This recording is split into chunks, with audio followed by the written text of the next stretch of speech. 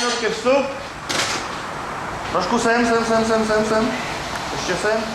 Viete, čo mne sa stalo, keď ja som prvýkrát do vašej firmy prišiel? To bolo pred niekoľkými týždňami.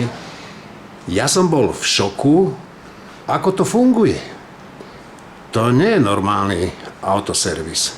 V čom ste iní ako bežné autoservisy, kde zájde motorista so svojím tátošom? Tak asi hlavný rozdiel je v tom, že u nás zákazník je pri servise auta. Že sa na ňo pozerá, komunikuje s mechanikom a vidí všetko, čo sa tam vlastne. Samotný ten brzdový kotúč má tú hranu toho. Takže určite potom, keď budete mať ďalšiu výmenu brzdového obloženia, tak na výmení naraz už aj brzdové kotúče, aby vám to nerobilo to, čo doteraz. Nedá sa to odstrániť teraz. No, teraz momentálne jedine sa dá odstrániť, že vymení brzdové kotúče, ale máte ešte dosť veľkú hĺbku obloženia, takže zbytočne, to by sa muselo meniť naraz. Zbytočná investícia. No, druhý taký rozdiel asi je to, že to robíme bez objednávania na počkanie, čiže neobjednávame si zákazníkov, ale bereme ich tak, ako prídu a v reálnom čase ich servisujeme. Už som tu bol párkrát a už si nepamätám ten dôvod, keď som bol prvýkrát, asi kvôli tomu, že som tu bol prvýkrát a teda služby a ceny sú v pohode, takže sem chodím opakovane. A tí chlapci sa tu snažia o takú transparentnosť. Máte aj vy taký pocit, že v tom servise vám všetko tak transparentnejšie urobia? Mám, viete čo mám a ľúbi sa mi aj to, že také služby, že mi dolejú zadarmo niečo, keď potrebujem a ako je to fajn. Najviac, čo dostávame spätnú väzbu, je naozaj tá transparentnosť, že sa môžu pozerať na to, čo vidia. Keď chcete, není problém, že ho len teda prefúkame vzduchom, no tak to nie je až nejaký... Stačí, lebo budeme mu nejakých 2-3 tisíc meniť olej a to pri každom oleji mením. Tak len prečistíme.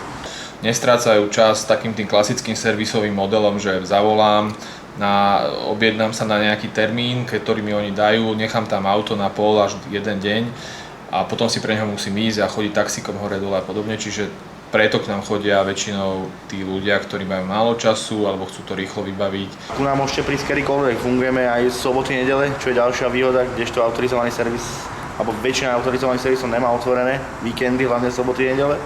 A ďalšia vec, celú tú servisnú prehľadku môže ten človek stráviť vlastne buď v komunikácii s nami, ale všetko vidí, čo sa tu deje. Každý filter mu vlastne ukážeme a kdežto v servise vy len prídete potom po nejakom určitom čase a vlastne vám dajú len faktúru, čo sme vám vymenili, to zaplatíte, nič nevidíte. Takže to je taký ten plus, prečo k tomu ľudia chodia a samozrejme aj cena. Predpokladám, že tie ceny sú v pohode.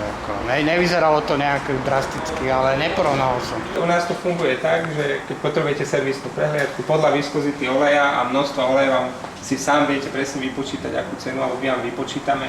To znamená, keď máte 5 vetricín olej, celá komplet servisná prehliadka so všetkými úkonmi, ktoré predpisuje výrobca, kontrolnými úkonmi vás vyjde na 149 €.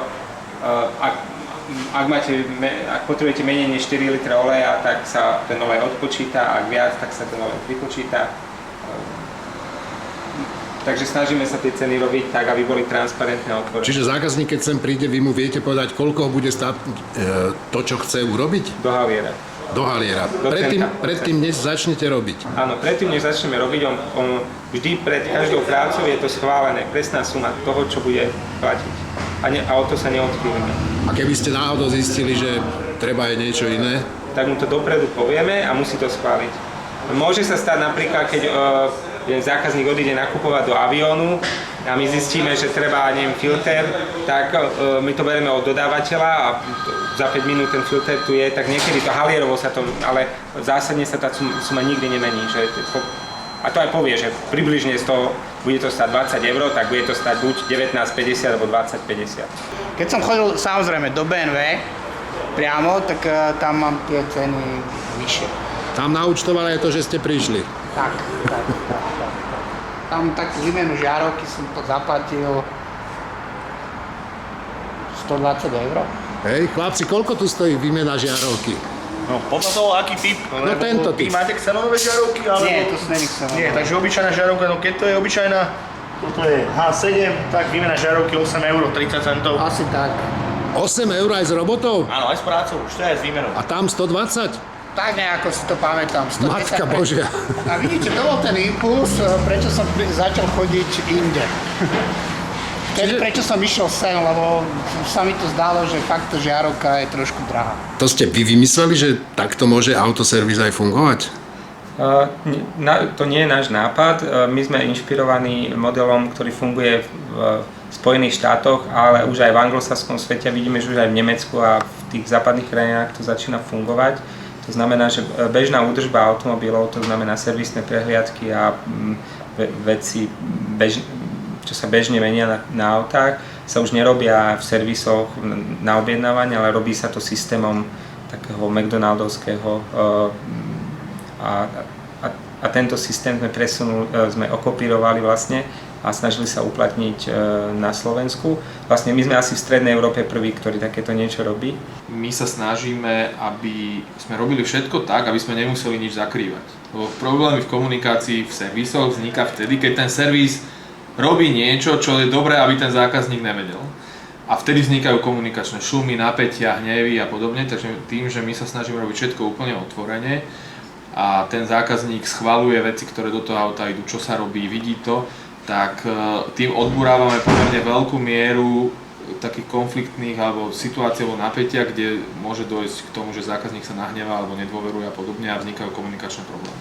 Keď robíte tie autá, tak musíte na seba tak vykrikovať, že čo ste urobili? Viete čo, vôbec mi to nevadí, neprekáža, lebo vtedy mám istotu, že kolega niečo spravil, ja som spravil, zopakujeme si to, takže sa kontrolujeme medzi sebou navzájom.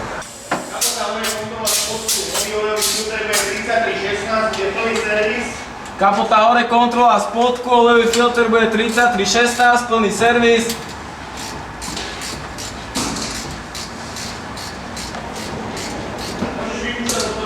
Môžem vypúšať motorový olej.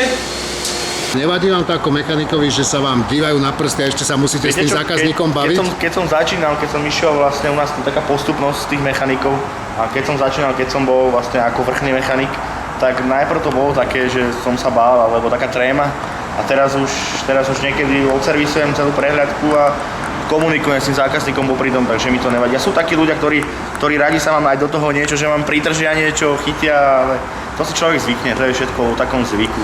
Prevodovky oleja dostatok, dvojka na kontrolu.